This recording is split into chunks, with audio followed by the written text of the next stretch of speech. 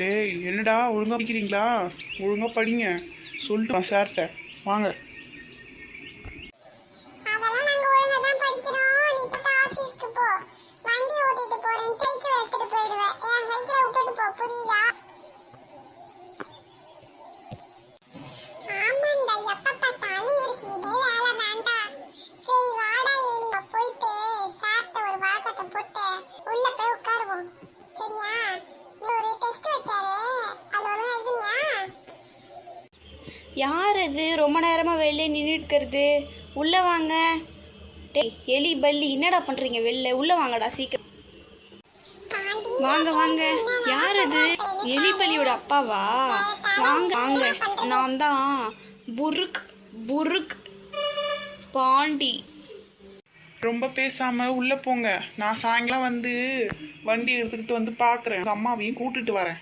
அவ என்ன பண்ணுறாவளோ தெரியல. 1 மணி நேரம் ஆக்குவா.